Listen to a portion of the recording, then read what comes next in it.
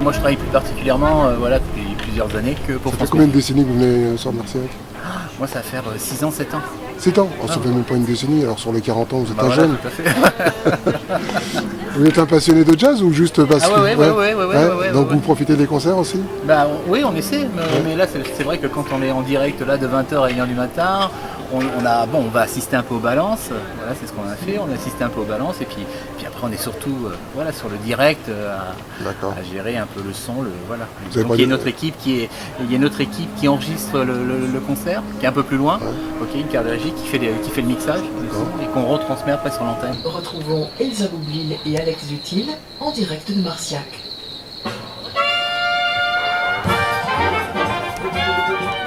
Moi personnellement je me déplace à Marciac depuis, si je ne dis pas de bêtises, quasiment 30 ans, peut-être pas tout à fait 30 ans mais quasiment, j'étais très très jeune à l'époque et donc je couvrais ce festival pour France Musique et France Culture, j'étais tout jeune pigiste toulousain et je me souviens que je le couvrais, c'était pas facile de convaincre forcément à l'époque les gens de couvrir Marciac, c'était pas très compliqué non plus mais c'était pas vu comme un festival on va dire qui était important puisque tout le monde avait les yeux tournés sur la Côte d'Azur, sur Nice et Antibes. Voilà. Marciac on se demandait c'était quoi ce festival un peu de campagne, machin. Et puis voilà, on dit ça aujourd'hui, le festival a 40 ans, il connaît depuis de très nombreuses années des heures de gloire véritables, et depuis pas des heures de gloire, c'est des heures de plaisir musical très fort, de diversité. Et donc voilà, donc ça fait jamais que quasiment la 30e fois que je viens, et je suis très content de venir souffler les 40 bougies avec Jean-Louis Guillaume. Bonsoir à toutes et à tous, bonsoir Elsa Boublil. Radio France en général, France Musique en particulier pour ce soir en tout cas, pour vous c'est incontournable, on ne peut pas ne pas offrir aux auditeurs ce qui se passe ici. Ah oui, mais ça c'est parce que je pense que, la radio c'est le partage d'abord, à quelque heure du jour de la nuit que ce soit, et la musique en particulier quand même. Ici, on voit bien que le succès du festival il a été construit parce qu'on voit bien qu'il y a une notion de partage, que personne ne se prend de haut et que Guillaume l'a fait dans les écoles et tout ça. Donc, forcément, après que ça a construit aussi un public de gens qui ont appris des choses et qui ont appris à partager. Donc, on s'est dit ici qu'il fallait, pour ceux qui ne peuvent pas venir, ceux qui ne prennent pas de vacances, ceux qui sont loin, ceux qui n'ont pas les moyens et qui aiment le jazz, alors on ne peut pas tout retransmettre, il faut aussi en laisser pour les autres. Mais on s'est dit, allez, on va mettre les petits plats dans les grands et on va faire quand même 5 jours pleins, de 20h jusqu'à ce que ça s'arrête. On va diffuser en direct les concerts de Marciac. Enfin d'ailleurs en direct, les soirées de 23h, les concerts de 23h. Et comme on prend l'antenne plus tôt, on peut diffuser des concerts enregistrés dans la journée pour donner un goût aussi de la diversité de ce qu'est Marciac. Donc on a à la fois un jazz qui se fait aujourd'hui, très moderne, et qui est pas forcément joué sous le chapiteau de 6000 places. Et on a aussi les grandes soirées chapiteaux. Cette année, c'est quand même du très lourd. George Benson à Ibrahim Malouf, Roberto Fonseca, Stanley Clark, c'est juste hallucinant de se dire qu'on va quand même serrer la place à Stanley Clark. Je trouve qu'on n'a pas attendu les applaudissements parce que vous êtes devant quand même Alex Dutil et Elsa Boublil, et Richard Burton et Elisabeth Taylor du micro. Je pense qu'il y a deux facteurs pour moi qui tiennent à la magie, peut-être trois, qui tiennent à la magie de Marciac. Le premier c'est ça, c'est le miracle que ça existe au milieu de nulle part. Il faut aller loger les musiciens à Tarbes ou à Toulouse ou à Pau, à plus de 40 km la plupart du temps. Et les spectateurs qui viennent à 6 000 par soir dans le chapiteau, il faut qu'ils trouvent à se loger chez l'habitant et tout. Mais du coup, ça induit des rapports humains dans le festival qui n'existent nulle part ailleurs. Pour moi, il y a un seul festival qui a une proximité d'esprit avec Marciac, c'est Jazz sous les pommiers à Coutances, à l'Ascension, parce que c'est un festival où les bénévoles sont au cœur de la vie du festival. Et ça, c'est le deuxième élément ici. C'est le fait qu'il y ait beaucoup de bénévoles qui interviennent sur le festival, dans un état d'esprit particulier.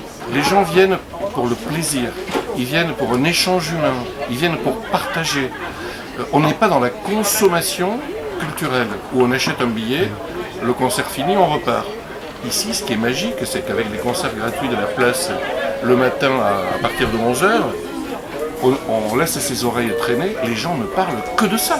Ils ne parlent que de jazz. Ils échangent sur le concert de la veille, ils sont d'accord ou pas d'accord, ils se font des plans sur la comète pour le concert du soir qui est à venir, etc. Et on sent qu'il y a une passion qui est partagée. Ça, c'est le deuxième truc, la place des bénévoles et du coup l'idée de partage. Et le troisième, pour moi, c'est le fait qu'on est dans le sud-ouest, et que Marciac fait sa feria avec le festival.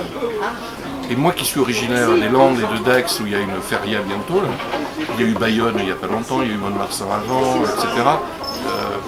Il y a cet esprit de communion festive, c'est un truc de la culture du Sud-Ouest. Et Marciac, au lieu d'avoir des corridas avec des taureaux, a du jazz avec une série de concerts pendant 20 jours.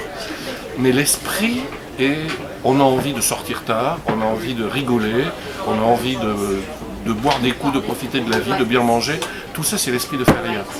Et je pense que Marciac serait difficilement transposable pour ça dans une autre région. Pour moi, c'est les trois facteurs qui expliquent un peu que Marciac ressemble à rien d'autre.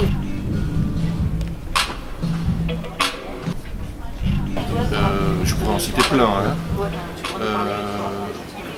Le premier, c'est celui où j'ai pleuré. Quand je vous en parle, j'ai encore la même émotion qui me vient.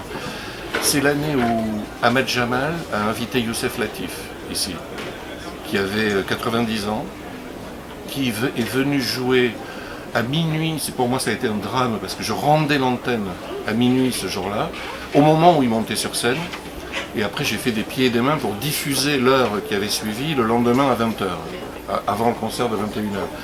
Mais le fait qu'Ahmad Jamal et Youssef Latif se rencontrent sur une scène pour la première fois de leur vie, ici à Marciac, et que Youssef Latif allait mourir 1 an et demi après, et quand il est monté sur scène et qu'il a joué, il jouait note après note. À 90 ans, jouer du saxophone ténor, c'est pas évident. Et il a chanté, parce que c'était plus facile pour lui que de jouer, et il a chanté, je m'en souviens très bien, il a chanté le fait que à l'arrière de sa maison, il y avait un jardin où sa tombe l'attendait. Emmanuel était là aussi. J'ai fondu en larmes au micro, et encore aujourd'hui, ça me le fait. C'est un moment qui, pour moi, était un rare moment dans ma vie, et je pense que dans la vie de tous les gens qui étaient là. Ça sur l'émotion, et puis après, je dirais que dans les moments d'extrême bonheur de Marciac, il y a eu pour moi la série des concerts de John Zorn. J'avais mis 4 ans exactement, c'est la 5e année qu'il l'a programmé, j'avais mis 4 ans à convaincre Jean-Louis Guillaumont que John Zorn était un musicien qui allait faire un triomphe ici. Moi je n'étais convaincu. Il est venu la première année avec Masada, le quartet acoustique, il est revenu après avec le Masada électrique, on l'a vu avec un projet plus large, etc. Et le concert le plus fort pour moi c'était le Masada électrique, quand Zorn, qui est un provocateur né, un gamin qui a mon âge, a démarré le concert à fond, avec un bruit, une violence sonore quasiment insupportable. Et tous les notables qui étaient sur les 20 premiers rangs, ils ont tenu 3 minutes, et ils se sont levés, ils sont partis les uns après les autres. Et à ce moment-là, on a eu un tsunami, mais vraiment, qui arrivait depuis le côté qui s'est rapproché de la scène, et il y a eu des centaines de jeunes qui sont venus s'installer devant. Et la vision de ce tsunami, moi je l'ai vu à l'écran ici, parce que je faisais le direct, c'était génial. C'était, voilà, la jeunesse prend le pouvoir à Marciac, parce que la musique appelait ça. C'est, voilà, si vous voulez 2 grands moments, c'est 2 grands moments, après j'en ai d'autres.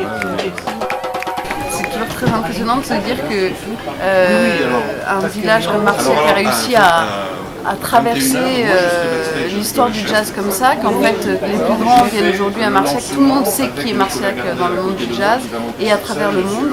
Et bah voilà, mais ça c'est bien français, c'est bien la spécificité française de réussir à faire vivre dans un endroit complètement reculé quelque chose de culturel et d'essentiel, et c'est plutôt bon signe pour la culture, je trouve quand même.